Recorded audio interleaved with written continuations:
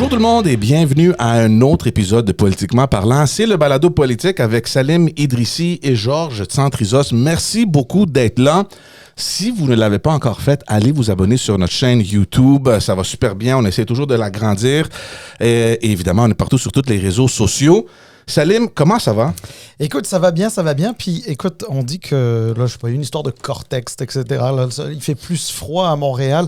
Mais moi, je crois que ce qui fait le plus froid dans le dos au Canada en ce moment, c'est la sermentation de M. Trump en ce moment. Qui se passe là, live. Qui se passe en ce moment même.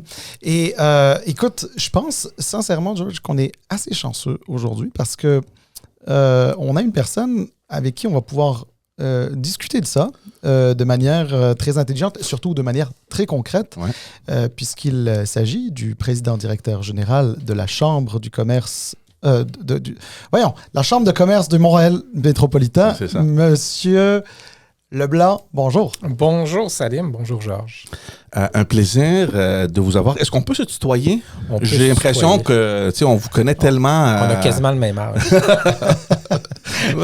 Ah, c'est ça. Non, mais en fait, vous, peut-être que vous ne nous reconnaissez pas nécessairement, là, mais je pense que, sérieusement, j'ai dit tantôt, là, avant l'enregistrement, une 50aine de fois, mais peut-être 200 fois qu'on a fait des événements à la Chambre de commerce et autres, là, et donc, on est ravis de vous avoir aujourd'hui pour, écoutez, on va parler d'économie, on va parler de commerce, on va parler de Montréal, bien sûr, on va parler de vous, puisque vous avez annoncé aussi récemment que vous alliez quitter vos fonctions dans les prochains mois après avoir passé 16 belles années au sein de la Chambre de commerce. Et puis, bien sûr, forcément, tous ces enjeux-là majeurs pour Montréal, et donc pour le Québec et le Canada, sont si importants qu'ils ont forcément des ramifications un peu politiques. Mm-hmm. Alors, on n'ira pas dans la politique politicienne, comme on dit, là, mais on veut parler de manière générale, le rôle des gouvernements aussi, comment aider nos entreprises, comment croître, enfin bref, un petit peu tout ça. Des choses que vous connaissez déjà très bien. Nos auditeurs vont être super intéressés de vous écouter. Surtout, comme tu as dit, Salim, un jour comme aujourd'hui, où il y a la sermentation d'un Trump, on a des menaces de tarifs. On a plein d'affaires les dernières semaines qui ont bouleversé un peu le monde politique. On va tout discuter. Mais avant ça, pour les gens peut-être qui ne vous connaissent pas, la Chambre de commerce de Montréal, comment c'est arrivé? Parce que il faut dire, tu sais, le Montreal Inc., comme on dit, tu sais, le business de Montréal, c'est centré, il y a une base, il y a comme un nucléus, si on peut dire, là, c'est la Chambre de commerce. Et c'est une Chambre de commerce qui a beaucoup d'influence, qui fait des événements très importants et qui maintient aussi des relations avec la classe politique. Et je veux pas dire qu'ils contrôlent un peu l'agenda politique, mais ils ont une influence sur ce qui se passe, surtout au niveau économique. Tout ça pour vous, là, comment ça a commencé? Bien, ça commence, là, c'est il y a 203 ans maintenant. Là, c'est des marchands à l'époque, c'est des Écossais, des Anglais. Puis, à l'époque, ils veulent faire du commerce et ils se réunissent et ils disent ça va nous prendre un port, ça va nous prendre un quai, ça va nous prendre des facilités. Et ça s'organise autour du commerce. On va très vite, on arrive en 1887, ce sont les francophones qui créent leur chambre de commerce et ils le créent à ce moment-là parce qu'ils veulent renforcer la communauté d'affaires francophone. Puis la première chose qu'ils vont créer, c'est les HEC. Et c'était à ce moment-là comment on s'organise en tant que francophone pour apprendre à gérer, développer des entreprises, l'entrepreneuriat. Et en 1992, les deux entités vont fusionner. Donc, ça témoigne peut-être de l'évolution à Montréal des deux grandes solitudes qui devient une grande chambre de commerce pour tout le milieu des affaires. Et depuis 1992, c'est donc encore la voix du milieu des affaires sur les enjeux. Qu'est-ce qui est important? Ça peut être la main-d'œuvre, ça peut être le financement, ça peut être la réglementation, un paquet d'enjeux.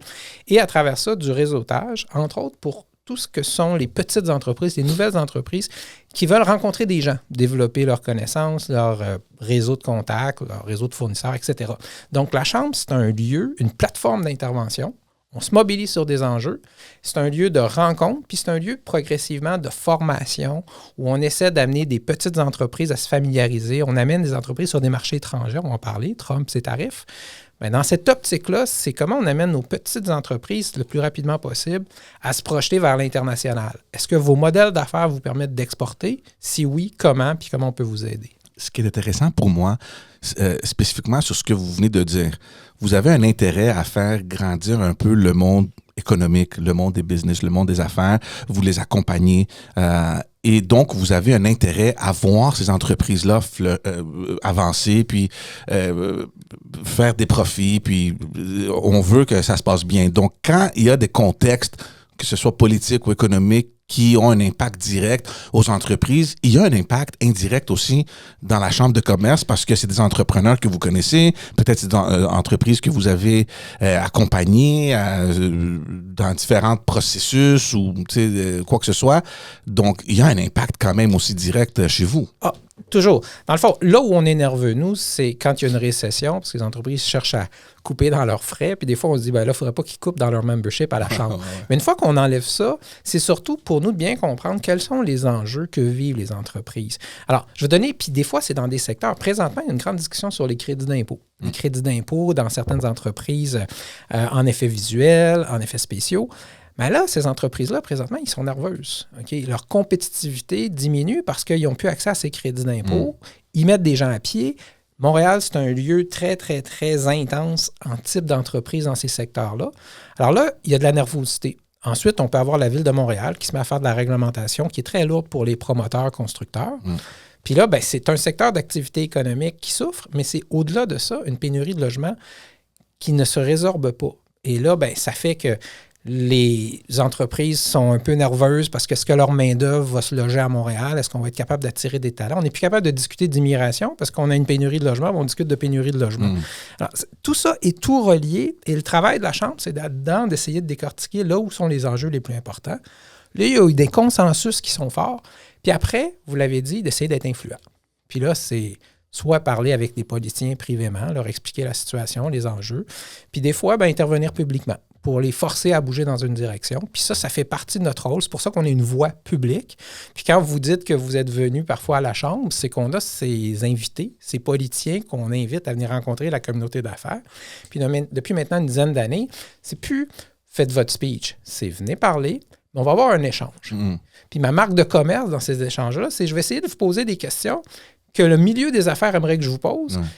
Puis je vais essayer de vous pousser un petit peu dans les coins, là, parfois, là, parce qu'il faut vraiment apporter des réponses.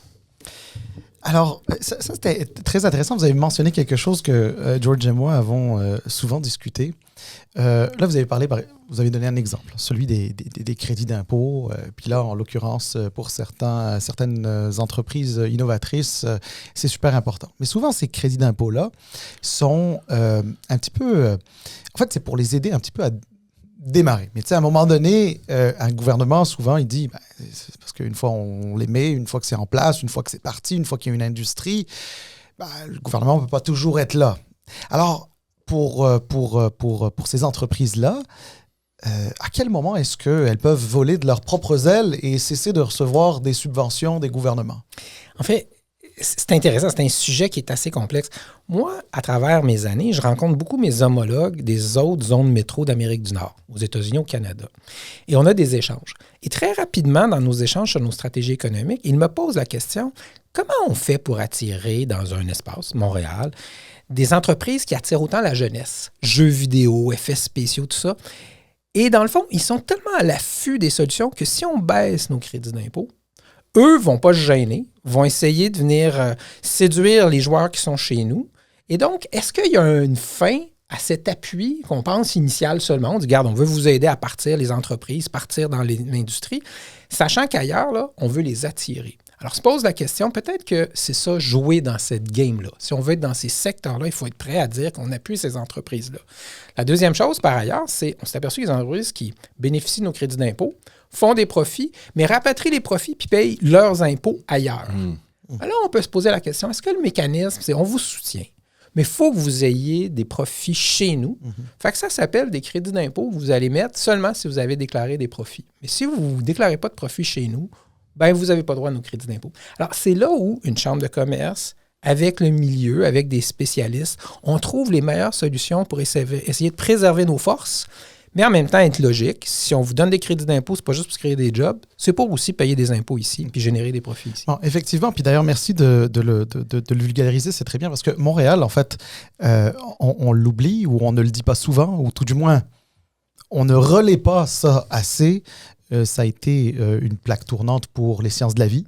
Ouais. Ça a été une plaque tournante pour l'aéronautique. Ça a été une plaque tournante pour les jeux vidéo. C'est une plaque tournante encore aujourd'hui dans certaines industries de pointe, l'intelligence artificielle, etc. Et donc, on crée en fait un environnement. Alors, quand on parle de créer un environnement d'affaires, alors bien sûr, il y a les crédits d'impôt. Parfois, il y a aussi certaines subventions. Il y a Investissement Québec quand même qui peut aussi investir en prêt ou en subvention ou un mix des deux. Donc, pour attirer ces joueurs-là et les faire croître ici. Le rôle, ensuite, j'ai envie de dire, du privé dans cet environnement-là. Parce que évidemment, le gouvernement, il y a des choses qu'il peut faire. Quand je dis c'est les gouvernements peuvent faire leur bout de chemin. Mais ensuite, le bout de chemin du secteur privé pour renforcer cet environnement-là d'affaires. Quel est-il? Mais d'abord, 2-3 choses qui sont, à mon avis, là, importantes dans la perspective long terme.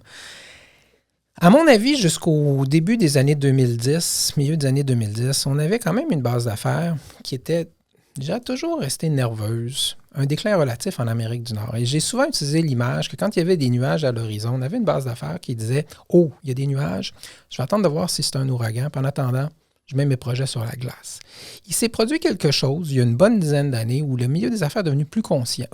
Alors, quand il y a des nuages à l'horizon, moi, j'entends beaucoup plus autour de moi, bon, on va se préparer. Si c'est un orage, bon, on fera avec, puis on va s'organiser. Ça amène un milieu des affaires qui est moins nerveux, moins rapide à, je dirais, se dire, OK, je suis dans le trouble.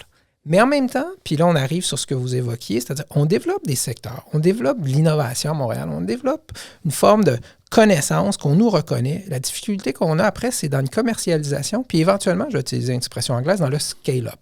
C'est-à-dire qu'on développe des entreprises. Et là, j'essaie de comprendre encore. Est-ce que nos entrepreneurs sont encore prêts rapidement à vendre l'entreprise? Et ça fait que c'est à l'étranger qu'on va éventuellement capter la valeur. L'autre enjeu, c'est la profondeur de notre capital. Et un bon exemple, c'est le Cirque du Soleil. Le Cirque du Soleil, c'est la première entreprise planétaire à ce moment-là. Puis on a un fondateur qui décide qu'il veut vendre, puis c'est tout à fait légitime. Et là, on n'a pas la profondeur de capital intelligent dans ce type de divertissement pour que ça reste une propriété de chez nous. Et c'est souvent ça le défi qu'on va avoir, c'est qu'on demeure quand même un 8 millions de monde qui avons une économie qui devient un peu plus riche, mais la profondeur du capital, elle n'est pas si grande. Dans ces jours-ci, on a Lyon. Lyon, là, on serait une société peut-être californienne, là. Il y aurait du capital qui se pointerait, puis qui comprendrait qu'évidemment, tous les autobus vont devenir électriques dans quelques années, puis il va y avoir un renouvellement des flottes. Mais là, présentement, ça prend plus de temps. Il faut juste donner des rallonges financières pour faire en sorte qu'une entreprise comme celle-là se garde à flot en attendant que ça se matérialise.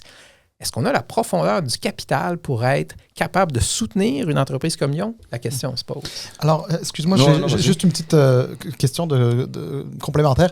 Alors, ça c'est super intéressant parce qu'effectivement, l'exemple est très bon, hein, celui de Lyon. Si ça avait été en Californie, comment ça aurait agi? C'est une très bonne question. Mais là, on est dans un volet, puis d'ailleurs, le podcast s'appelle Politiquement parlant, puis justement, politiquement parlant.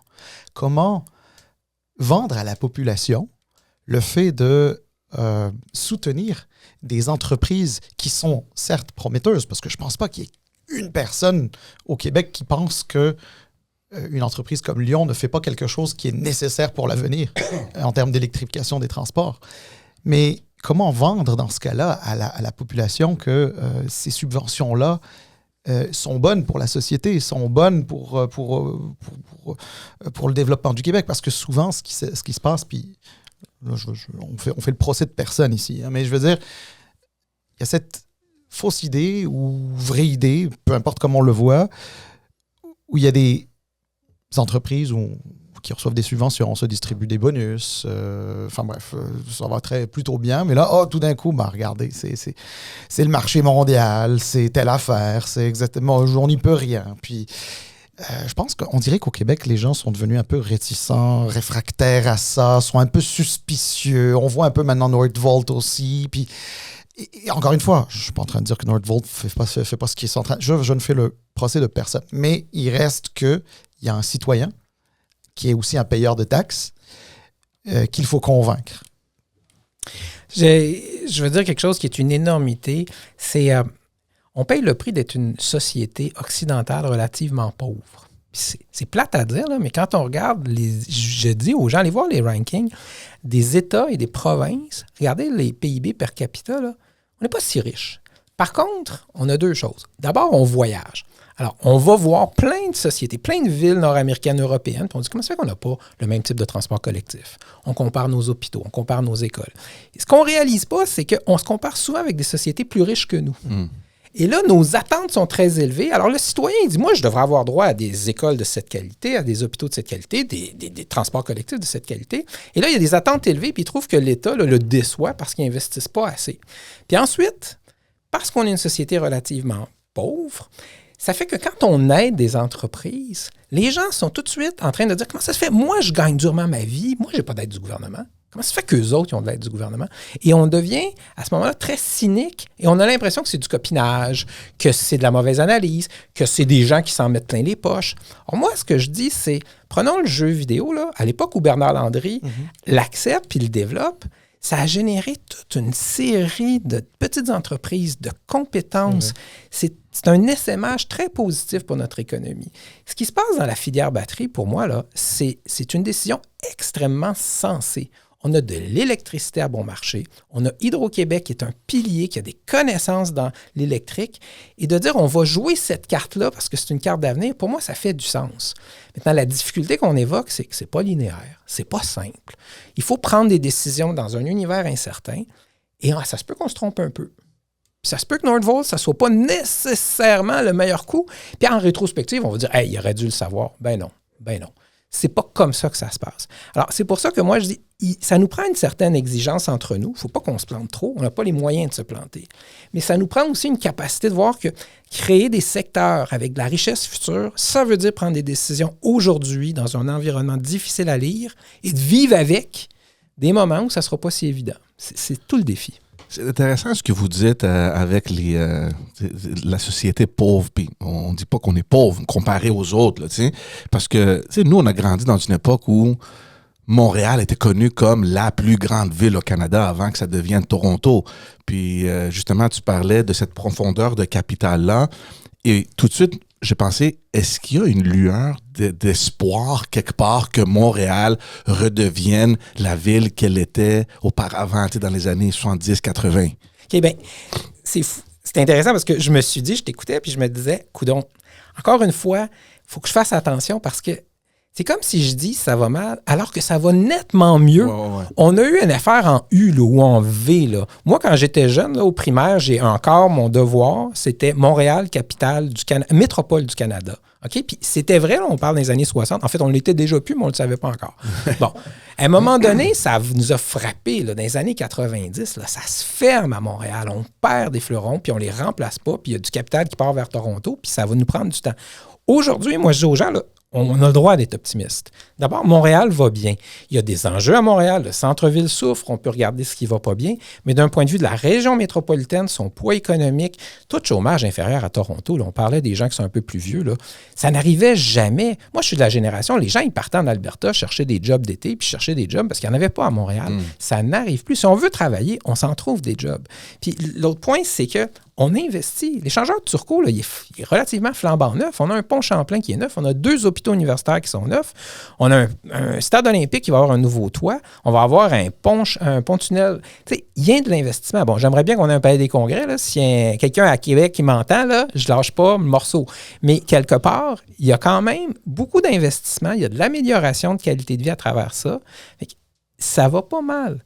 Mais la trajectoire, elle n'est pas terminée. Revenir à l'avant-plan, revenir à une des grandes métropoles économiques d'Amérique du Nord, ça demeure un défi, puis il va falloir le relever ensemble.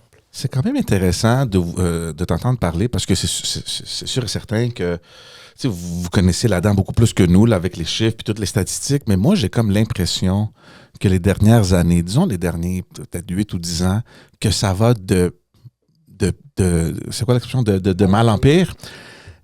Là, j'habite plus à Montréal, mais je me rappelle, je me réveillais, puis en allant au travail, je traversais le centre-ville, puis j'étais comme, qu'est-ce qui se passe? Les magasins qui se ferment, des rues qui sont en construction de façon interminable. Tu sais, la rue Pine, tu sais, le Pine Avenue, là, j'ai l'impression qu'à chaque année, on la ferme, puis il y a quelque chose qui se passe. Je sais pas si c'est une rue spéciale, qu'est-ce qui arrive sur l'avenue Pine, mais elle est toujours fermée. C'est des pins. Hein? On parle de avenue des Pins, ouais. ouais. Tu sais, pour une période de 2, 3, 4 ans, le boulevard Saint-Laurent fermé. Tu sais, il y avait des affaires qui se passaient, puis j'étais comme, mais qu'est-ce qui se passe à cette ville-là? Puis dernièrement, on voit, par exemple, la rue Sainte-Catherine qui devient piétonnière. On veut transformer le centre-ville dans un parc de, je sais pas, de bicycles, ou je sais pas les plans, mais et peut-être que c'est le chemin qu'on doit prendre. Peut-être que c'est juste moi qui je connais pas qu'est-ce qui se passe. Mais j'ai l'impression qu'un centre-ville dans une ville comme Montréal, on peut pas juste d'un jour à l'autre le fermer puis dire bon ben les voitures on va prendre notre chemin, on s'en fout là, tu sais Sainte-Catherine, on va fermer ça. Pour moi, il y a un manque de logique quelque part. Puis là, on se demande, mais pourquoi ça va mal à Montréal? Mais c'est devant nous la réponse. Puis je sais pas, peut-être c'est moi qui me trompe, mais vous connaissez ça beaucoup plus que moi. Là. Bon, alors là, je vais être sensible. Je fais pas de politique. Puis quand je critique l'administration municipale en place, les gens font tout de suite une équation. Ça y est, c'est parce qu'il va aller en politique. Fait que je dis à tout le monde qui nous écoute, là, lâchez-moi tout de suite. Là, je m'en vais pas à la mairie. Par contre, moi, je vais parler de 3 enjeux qui sont simultanés. Le premier, qui date depuis un bout de temps, c'est l'importance du commerce en ligne. Okay. Ce que ça veut dire, c'est que des commerces, ça souffre un peu partout parce que des gens vont, dans le meilleur des cas, utiliser le commerce comme étant une vitrine où je vais aller voir le produit, je vais le commander ailleurs en ligne. Mais le commerce, lui, il y a des frais pour montrer le produit, fait que faut trouver des solutions. Fait que là, ça, c'est l'affaiblissement d'une trame commerciale générale où qu'elle se trouve. Ensuite, tu as un effet COVID. Un effet COVID qu'il ne faut pas oublier. Ça fait quand même juste 5 ans, là, en mars, mais ça demeure encore présent dans est-ce que je me rends au centre-ville? Est-ce que je vais aller acheter là? Et de ce point de vue-là, ben, c'est le centre-ville qui souffre un peu plus qu'ailleurs. Retour des employés au bureau, etc. Bon, ça demeure un défi. Mais là, il y a une couche, puis là, il faut admettre, là, l'administration municipale actuelle, elle est une administration qui focus sur la qualité de vie avec une approche de quartier. Il faut que je puisse me déplacer d'une façon sécuritaire. Il faut que les enfants puissent faire du vélo un peu partout. Il faut qu'il y ait de la verdure. Et ça améliore la qualité de vie. Mais une grande ville, c'est plus que ça. C'est des artères de transit, c'est un centre-ville, c'est une concentration d'activités économiques et ça devrait être aussi des projets de développement économique. Or, l'administration en place, moi, je leur donne une note de 1 sur 10 pour ne pas leur donner 0. Ils ne se sont pas préoccupés de la chose économique à Montréal. Alors, ce que ça fait, c'est que quand vous évoquez les difficultés de déplacement, la ville les voit seulement sur est-ce que je peux tasser l'auto, est-ce que je peux créer de la verdure. Elle ne le voit pas sur qu'est-ce que ça veut dire sur la trame commerciale et sur la possibilité pour des gens qui veulent se déplacer pas en vélo, pas en métro, de pouvoir se déplacer dans la métropole. Et là, il n'y a pas cet équilibre. Alors, ça affecte le commerce, mais ça affecte éventuellement la vitalité du centre-ville. Il y a des entreprises qui se posent la question, est-ce que je garde le même nombre de postes au centre-ville? Ça ne veut pas dire que je vais fermer au centre-ville, mais je peux peut-être délocaliser parce que j'ai des employés qui ne veulent plus venir. Ouais. Puis le dernier point, c'est l'impact sur ce que je vais appeler les industries culturelles. C'est présentement, là, on le sait, on sonde les gens. Quand les gens entendent parler d'un spectacle qu'ils veulent aller voir, là, les gens qui n'habitent pas directement dans les axes centraux au centre-ville ou à Montréal, regardent, est-ce que ça joue en région? Est-ce que ça joue dans le 4-5-0? Et là, ça, ben, si j'y vais pas, je ne vais pas aller au restaurant, je ne vais pas faire quelques courses avant. Et donc, ça fragilise le centre-ville, puis ça fragilise tous les lieux de diffusion au centre-ville. Oh non, il y a un impact direct. Puis nous, on parle de ça avec Salim très souvent. Nous, on est à Brossard maintenant. Moi, je suis né puis j'ai grandi à Montréal. J'y vais plus à Montréal. Moi, l'idée de partir avec ma femme, mes 2 enfants, on va pas prendre l'autobus, on va pas prendre le REM, surtout avec des petits-enfants, t'as la poussette, t'as des affaires, ça prend une voiture. Je suis désolé. Puis moi, je suis pour tout, les bicycles, puis tout le transport en commun, mais pour moi, ça marche pas, au moins pas maintenant, peut-être plus tard. Mais l'idée de partir et faire un après-midi au centre-ville, pour moi, c'est un mal de tête et c'est une casse-tête parce qu'il faut que je pense, OK, où est-ce que je m'en vais? Est-ce que je vais pouvoir trouver du stationnement? Si je trouve pas de stationnement, est-ce que je veux marcher 10 coins de rue pour me rendre, je sais pas trop où? Ça devient tout un casse-tête, puis finalement, on reste ici. On est chanceux, on a un 10-30 ici qui se développe assez rapidement. On a des cafés, on a des restos, on a plein d'affaires. Puis j'imagine que si on prend ça puis on le multiplie par 1000 ou 2000, ben le centre-ville de Montréal, c'est fini. Les gens qui veulent plus aller au centre-ville pour se divertir, ben ils restent chez eux ou trouvent d'autres façons. Puis c'est normal qu'on voit que le centre-ville est en train de s'affaiblir. Et c'est pour ça que nous, on s'est beaucoup investi la Chambre à lever des fonds puis à travailler avec des partenaires. C'est qu'il faut faire en sorte que tu dises « Ouais, malgré tous ces ennuis-là, je vais y aller parce qu'il y a quelque chose que je ne vois pas ailleurs. Ouais. Je vais y aller parce qu'il y a un fun, parce qu'il y a ça peut être un festival, ça peut être une manifestation. Bon, le Centre Bell, c'est plate, là, mais il ne déménagera pas. Fait que si tu vas aller voir un match du Canadien, ben, c'est là que tu vas. Puis si tu vas aller voir un spectacle, c'est là que tu vas. Il faut que le centre-ville demeure tellement attractif que là, tu vas dire, OK, je vais passer par-dessus les obstacles. Mais il ne faut pas que les obstacles soient trop difficiles non plus. C'est ça. Avant de parler de Trump, parce que je veux quand même qu'on ait un peu de temps pour parler de ça, mais juste pour faire un peu de pouce sur ce que George vient de dire, parce que moi aussi, je vis à Brossard. Parce que je ne vis pas avec mon ami George, mais je vis à Brossard, à Montréalais, qui a déménagé sur la Rive-Sud. Et ça, plutôt, c'était plus parce que les prix des logements étaient inaccessibles sur l'île, ou tout du moins... Si on avait acheté là, ben, il ne resterait plus d'argent pour voyager, pour faire d'autres choses. Mais moi, j'ai quand même une expérience quand même liée à Montréal. C'est-à-dire, pour le travail, je suis quand même assez souvent à Montréal. J'aime prendre le REM. Je trouve que c'est un très beau transport en commun, enfin, véhicule pour traverser la Rive-Sud. Je trouve ça fantastique parce que ça me prend pas très loin de chez nous, puis ça me dépose au centre-ville, puis je peux marcher à peu près partout où j'ai besoin au centre-ville. J'ai plus besoin de stationner à 45 pièces la journée. Avant, je payais 500-600$ pour avoir une place de stationnement. J'ai plus à faire ça. J'ai plus à subir le trafic, etc. Donc, là-dessus, moi, je trouve que c'est une très bonne chose. C'est vrai que dans mes premières années, après avoir déménagé à Brossard, mes réflexes sociaux étaient encore extrêmement montréalais. Donc, prendre un café, j'allais à Montréal. Aller au resto, j'allais à Montréal. Aller à un spectacle, j'allais à Montréal. Pour n'importe quelle raison. Écoutez, même s'il fallait que j'aille chercher un câble au Best Buy, j'en avais un ici. Non, je m'en allais à Montréal. Aujourd'hui, j'ai moins ce réflexe-là en raison, effectivement, des entraves qu'on peut voir. Mais moi, je vais vous confier une chose qui est très importante pour Montréal, pour son rayonnement. On essaye à Montréal, on a toujours dit qu'on était une ville universitaire, 4 grandes universités avec des campus extraordinaires, connus mondialement. Moi, je suis un ancien étudiant international. Avant de faire ma conversion totale comme Québécois et Canadien, mais je suis un étudiant international. La fierté, pour moi, d'avoir été Montréalais et qui a été le trait d'union pour moi pour devenir le Québécois et le Canadien fier qu'il est.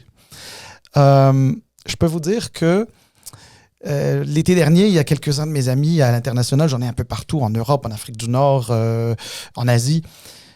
Ils me posent la question, puis ils me disent « on aimerait ça aller visiter dans ton coin. » Puis là, souvent, je leur dis « vous pouvez venir à Montréal 2 jours, mais allez visiter telle affaire au Québec ou au Canada, prenez la... » Alors qu'il y a de ça 20 ans, peut-être, j'aurais dit, regardez, vous n'avez même pas assez de temps pour toute une...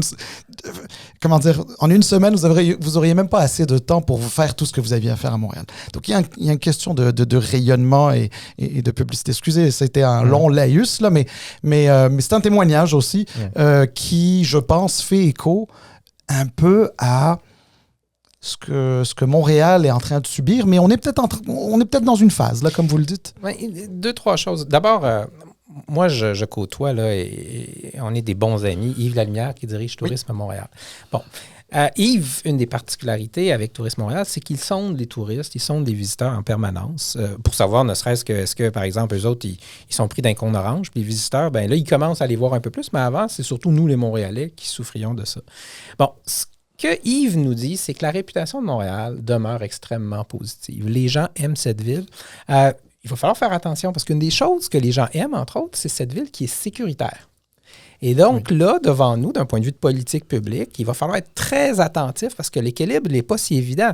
On entend beaucoup parler de la tolérance envers les gens qui ont des difficultés, mais à un moment donné, il faut que des femmes, des hommes puissent aller prendre le métro le soir à 7h30 ou sortir à 2h du matin, comme nous, on le fait en se sentant en sécurité. Et ça, du point de vue touristique, c'est important. Je reviens sur est-ce que les gens restaient plus à Montréal avant? On a mis des efforts et je pense que c'est justifié pour dire il faut intéresser le touriste à plus que Montréal. Il faut que le touriste y ait envie d'aller un peu partout. De la même façon que sur l'île de Montréal, des fois, Yves Lalumière dit on essaie de les intéresser à sortir du centre-ville, sortir du vieux Montréal. Nous, quand on va dans d'autres villes, souvent, on essaie d'être attentif, puis il y a des musées à l'extérieur du centre-ville, il y a des choses qui nous amènent dans des quartiers extérieurs. Alors, pour moi, la question de Montréal et des touristes, c'est pas celle-là qui m'inquiète tant que ça. Je reviens par contre sur les étudiants internationaux. Ça m'inquiète un peu plus. Parce que Montréal est une ville internationale qui s'est appuyée depuis des décennies sur une réputation d'être une ville formidable pour des étudiants internationaux. Quand on sondait les étudiants en Amérique du Nord, souvent Montréal arrivait en première place et ou avec Boston. Puis souvent, là, l'avantage, c'est que les gens disaient, moi, j'ai moins que 21 ans, puis à Montréal, ça va être le fun.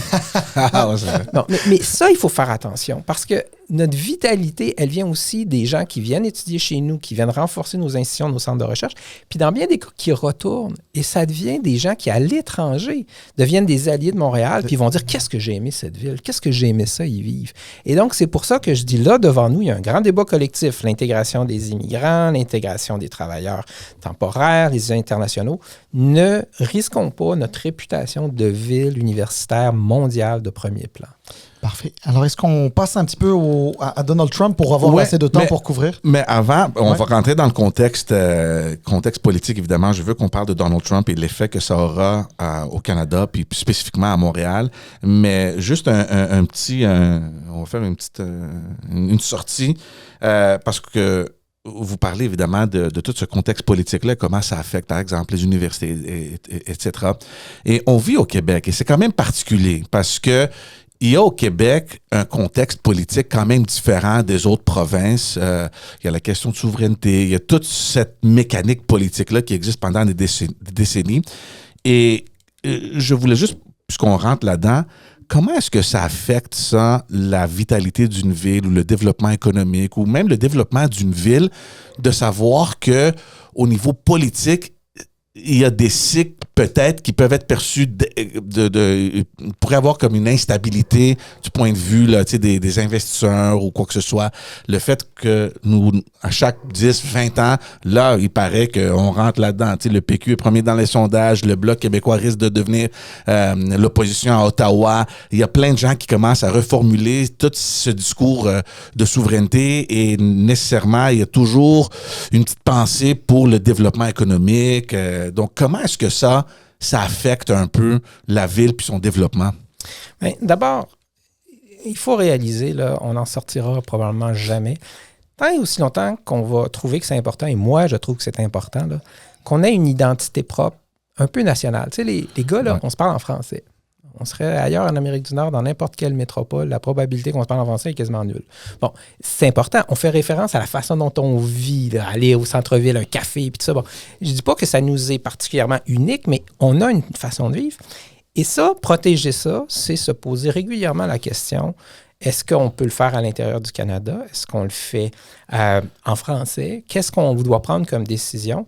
Et à mon avis, inévitablement, ça nous amène à nous poser des questions sur nos politiques publiques, puis sur notre statut indépendant ou pas. Ça génère de l'incertitude, on en parle, puis là, je vais dire le gros mot, c'est jamais bon pour les affaires, l'incertitude. Fait que toute personne qui dit, là, si on a un débat référendaire qui s'en vient, là, arrêtons d'avoir peur, ça ne va pas nous faire mal économiquement, c'est faux. On peut être indépendantiste ou pas, mais je pense qu'il faut qu'on admette que si on rentre dans un cycle d'incertitude, il y a des décisions d'investissement qui vont retarder. Il y a des gens le capital va se déplacer ailleurs en attendant que ça se tasse. Pendant ce temps-là, ça va avoir un effet négatif sur notre économie. Et le premier endroit qui va souffrir, c'est Montréal. Les ressources naturelles, ils ne se déplacent pas. Par contre, il y a un paquet de talents, il y a un paquet de types d'investissements qui va se ralentir sur Montréal. Ça va nous faire mal.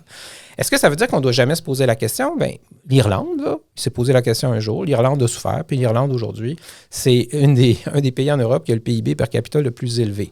Et donc, ce n'est pas une question nécessairement de dire est-ce qu'à long terme, ça fait du sens ou pas. Ça, c'est un débat. Mais à court terme, il n'y en a pas de débat. C'est sûr que cette incertitude-là nous complique la vie. On va faire le lien tout de suite avec Trump. Moi, je suis de ceux qui disent, je ne sais pas si on doit avoir ce débat-là, mais présentement, là, y a-t-il quelqu'un qui s'imagine que Trump se badrerait 2 secondes des répercussions d'imposer des tarifs au Québec? Il le ferait puis il dirait « Je m'en fous, là. Si jamais ça ne vous tente pas de faire du commerce avec nous, ben c'est votre problème. » Le Canada, c'est pas nécessairement la grande crainte du point de vue de Trump, mais c'est un petit peu plus costaud. Alors, présentement, faire partie d'un bloc, puis il y a des gens qui ont dit, est-ce qu'on devrait se rapprocher de l'Europe? Bien, quelque part, derrière cette perception, est-ce qu'on devrait faire partie d'un bloc encore plus large, qui serait un bloc avec l'Union européenne pour essayer de tenir tête à ce que Trump veut faire? Alors, la question de notre point de vue à nous, présentement, c'est vraiment de dire, on veut rester un endroit où les investisseurs viennent, il y a beaucoup d'atouts, et il faut qu'on fasse partie d'un ensemble économique robuste. On voulait une approche continentale. On voulait des accords de libre-échange à droite, à gauche, vers l'Europe et le Pacifique. Présentement, ben, il faut regarder qui sont nos amis économiques. Puis là, ben, on verra ce que Trump va décider. Est-ce qu'on reste des amis économiques ou est-ce qu'on n'est plus des amis économiques? Ouais. Là, ce matin, j'ai cru voir quelque part que pour l'instant, la menace des tarifs, elle est exclue. C'est une bonne nouvelle, mais on ne sait pas. Il ne signe pas de décret là-dessus ce matin, mais ça ne veut pas dire que ça n'arrivera pas demain, après-demain ou le surlendemain. Mais vous, depuis novembre dernier, quand Donald Trump a gagné, décrivez-nous un peu l'environnement, là, à la Chambre de commerce. D'abord, puis c'est intéressant parce que c'est tout à fait ce que fait une Chambre de commerce. C'est-à-dire que nous, il y a une élection comme celle-là, bien, tout de suite, comme toutes les autres organisations, on va vers le secteur privé et on dit comment vous voyez ça. Bien là, eux, première chose, c'est que le premier réflexe des gros, là, c'est de dire, bon, ben là, on va s'installer aux États-Unis. Puis c'est ce que Trump veut dans le fond. C'est-à-dire que s'il dit, moi, je mets des tarifs de menace, ça dit aux entreprises, produisez aux États-Unis, vous allez être dans notre marché domestique, vous ne serez pas soumis. Alors, ça peut nous faire mal parce que ça peut dire les jobs vont s'en aller là-bas. Deuxième aspect, c'est, puis nous, tout de suite, c'est de dire, OK, on va-tu finir par les diversifier, nos Christie de marché? Ça a l'air de rien, cette phrase-là, là, mais ça fait au moins 20 ans qu'on le sait, on est trop dépendant économiquement de l'acheteur américain. Et à un moment donné, ben, il arrive ce qui devait arriver, c'est-à-dire que là, ben, ils sont moins nos amis qu'au lendemain de la Deuxième Guerre mondiale. Puis là, ben, on a signé des ententes avec l'Europe. Les Européens en profitent un peu plus que nous, c'est-à-dire qu'eux autres, ils ont utilisé notre marché pour se développer, puis nous, on utilise mal leur marché. Ben là, il va falloir mettre les bouchées doubles. Il y a des accords qui ont été signés ailleurs, vers l'Asie, entre autres. Ben, c'est la même chose. Alors, là, du point de vue de la Chambre, ça a tout de suite été de réfléchir à comment on parle avec Investissement Québec International? Comment on parle avec le milieu lui-même, les petites entreprises, pour qu'elles se familiarisent avec d'autres marchés? Ça ne veut pas dire que ça ne fera pas mal s'il y a des tarifs américains, mais ça va nous forcer à réagir vers les autres opportunités en Europe ou ailleurs. Alors, cette question de diversification des marchés, alors écoutez, je peux pas être moins d'accord avec vous, je suis tellement d'accord. Et justement, dans mon passé en politique, j'ai eu le privilège d'avoir été un conseiller politique qui travaillait sur le dossier Canada-Europe avec le Québec qui était à la table des négociations. Puis à l'époque, évidemment, on parlait de ce marché de 500 millions de personnes, le marché le plus riche du monde. Et donc là, c'est signé depuis, je pense, 2016. C'est en vigueur, même s'il y a quelques résistances parfois au niveau de la Commission européenne et du Parlement européen, mais d'une manière générale, c'est que ça fonctionne. Les Européens en profitent un peu plus que nous autres, notamment dans l'accès aux marchés publics municipaux, provinciaux et fédéraux. On a une économie où il y a beaucoup de PME. Et nos PME ne sont pas capables de se rendre en Europe malgré que le gouvernement du Québec avait mis en place à un moment donné Export Québec avec certains investissements, etc., avec le gouvernement fédéral qui a essayé aussi un petit peu. Qu'est-ce qui manque? C'est quoi le tremplin nécessaire pour passer de l'autre côté de l'Atlantique sans tomber dans l'océan? Là? Mais encore une fois, là, c'est toujours un peu complexe. C'est-à-dire, on n'est pas nono. Là. Les gens d'affaires ne sont pas nono.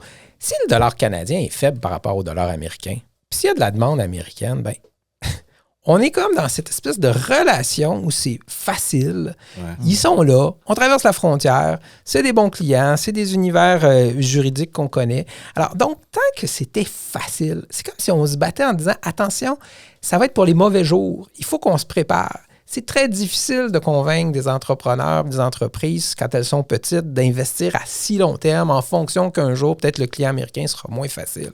Bon, là, on y arrive. Alors, probablement que nécessité va faire loi. Là, il faut s'organiser. Alors, ça prend peut-être une réactivation de certains programmes, peut-être beaucoup de publicité. Moi, je dis, il n'y a plus un politicien qui devrait aller en Europe sans dire à Investissement Québec, au ministère du Développement économique, à nous, à la Chambre de commerce Québec International, rapportez-moi là, 40, 50 entreprises. Là, moi, j'y vais, je vais leur donner de la visibilité puis je vais faciliter des contacts. Puis souvent, la présence d'un politicien dans ces missions-là, ça fait qu'il y a des négociations qui aboutissent. Ça fait des mois qu'on se parle, ça fait des semaines qu'on sait qu'on veut faire un deal ensemble. Puis là, tout à coup, il y a un ministre qui va amener un autre ministre local. Puis on pourrait-tu signer pendant qu'ils sont là? Comme ça va donner de la visibilité à l'entreprise là-bas puis à la nôtre ici. Bon, c'est pour ça que moi, je suis un très grand fervent qu'il faut qu'on s'organise pour aller vers les marchés puis amener des petites entreprises, leur faciliter l'accès. Puis quand on fait ces missions-là, il y a souvent une grosse qui est déjà là. Puis il va y avoir des petites. Mais la grosse, ça peut leur donner des cues. Elle peut leur dire, regarde, moi, je fais affaire avec tel cabinet d'avocats. Ou bien moi, je pourrais t'héberger un vendeur là, pendant quelques semaines, le temps que tu vois si ton marché y est porteur. Il y a des façons de s'organiser ensemble.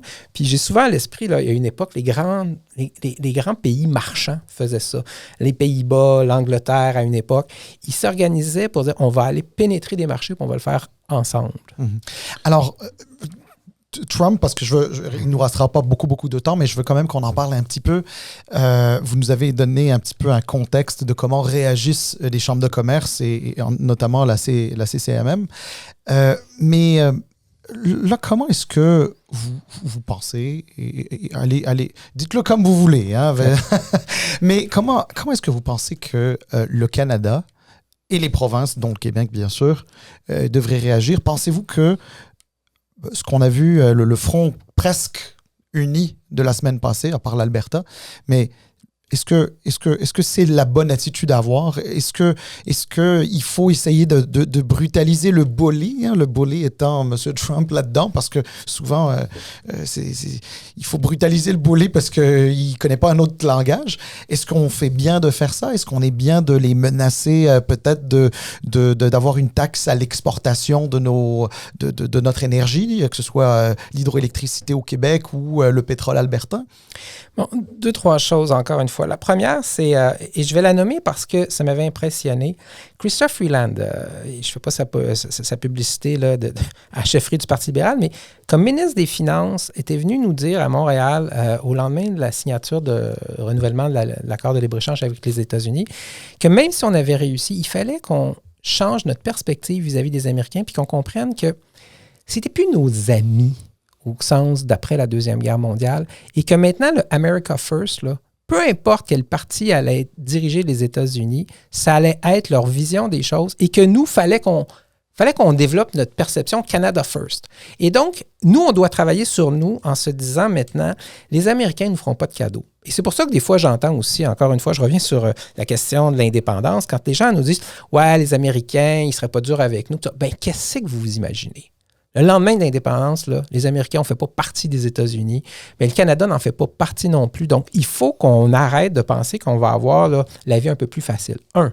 2, moi, j'aime beaucoup ce que Jean Chrétien a dit récemment, et le milieu des affaires a beaucoup apprécié, c'est arrêtons de se voir comme le faible qui ne peut rien faire. Voyons-nous comme étant une société, 40 millions de personnes, des ressources naturelles, des talents, des échanges commerciaux. On est costaud. Équivalent des États-Unis, mais on peut jouer des cartes. Alors, après, qu'est-ce qu'on peut faire? Alors, là, je suis dans la supputation, là, je veux juste mettre ça. Mais moi, quand j'entends parler de mettre des tarifs, là, moi, je dis là, c'est comme si la personne de l'autre côté nous disait on va se battre juste de cette façon-là. Non, on va se battre avec nous, ce qu'on a. Alors, moi, on a des métaux rares. Ben moi, peut-être que je dirais aux Américains, nos métaux rares, là, vous n'y avez plus accès. Vous en voulez des métaux rares, allez les acheter en Chine. Nous autres, on va faire affaire avec des pays amis. Puis si c'est l'Europe, nos pays amis, on va aller voir les Européens, on va leur dire nos métaux rares, là, on va vous les vendre. On va faire des deals avec vous. Pendant attendant, les États-Unis deal avec la Chine. Je ne sais pas si c'est ça qu'il faut faire, mais il va falloir que ça fasse mal. On ne peut pas se dire, OK, on va mettre des petits tarifs. Non, si on met des petits tarifs, peut-être qu'ils veulent notre aluminium, puis peut-être que c'est absolument essentiel. Mais je ne sais pas jusqu'où ça va aller. Alors, il faut regarder tous les outils et être prêt à dire que ça va être dur. Quand tu t'en vas dans une guerre commerciale, là, c'est pas la vraie guerre où on saigne, mais économiquement, il y a des moments où ça saigne. Mais ce que vous dites, et auquel en passant j'adhère totalement, c'est pour moi, c'est le discours pragmatique, intelligent, celui qu'il faudrait avoir. Mais au sein de la communauté d'affaires, est-ce qu'il n'y a pas aussi un peu de résistance par rapport à ça? Parce que forcément, mettre des taxes à l'exportation, ça veut dire que le consommateur américain, que ce soit des entreprises ou des particuliers, vont devoir forcément payer plus cher des produits canadiens ou services canadiens. C'est pour ça que j'ai dit... J'ai mis un petit caveat au début, là. C'est-à-dire que oui, il n'y a pas unanimité, puis je ne sais pas si le consensus est très fort dans le milieu des affaires.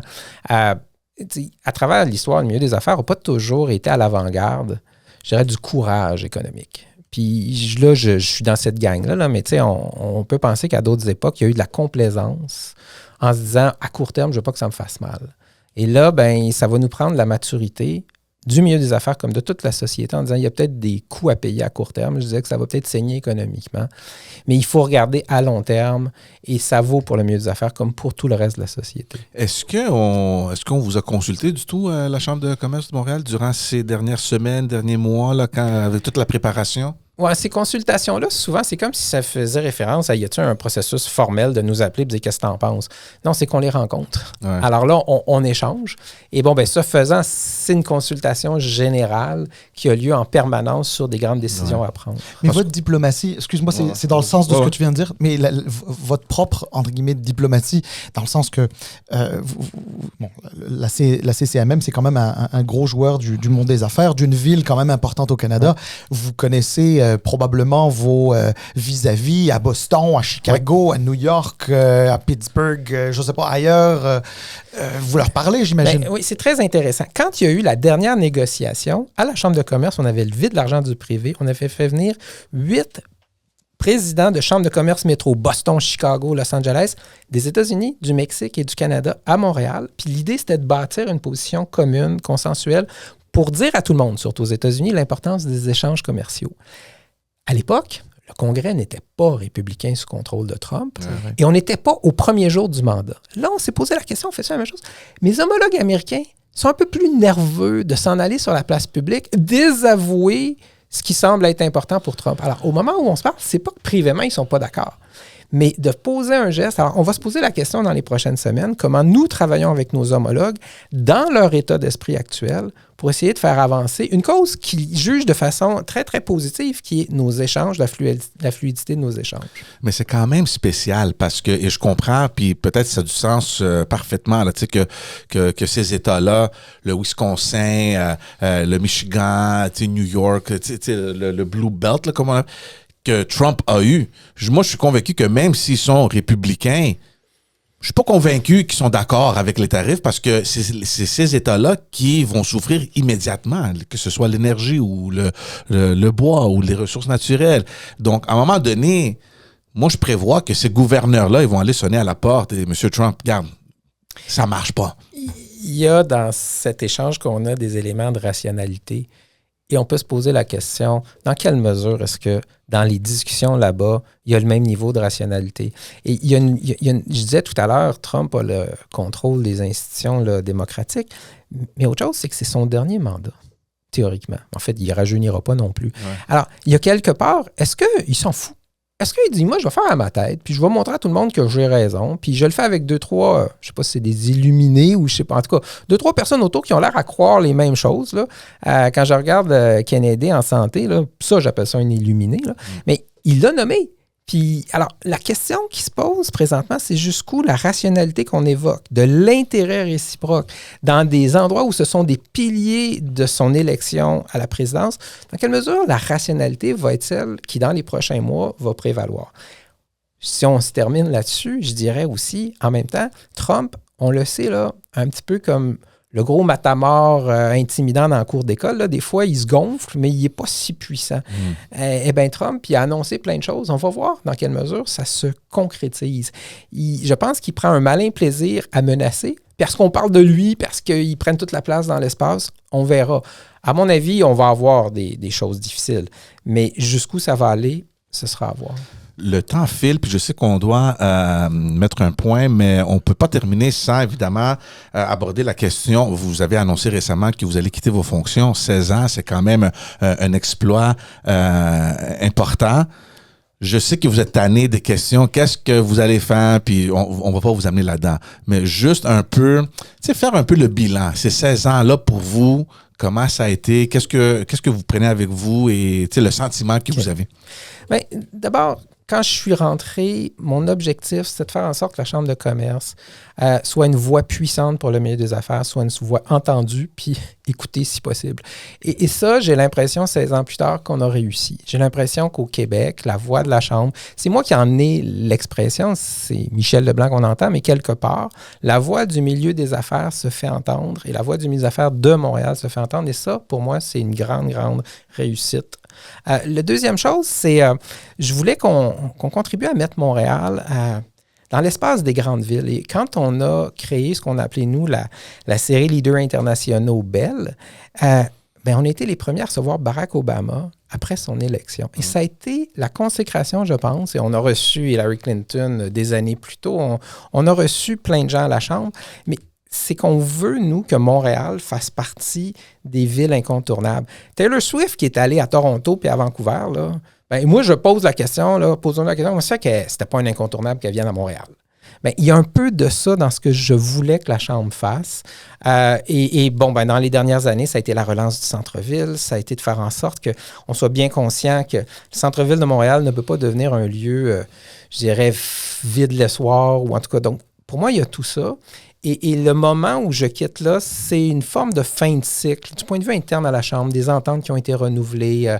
Et c'est, à un moment donné, après 16 ans, peut-être que c'est le temps qu'une nouvelle voix se fasse entendre. Et je vous remercie de ne pas me poser la question si je vais à la mairie.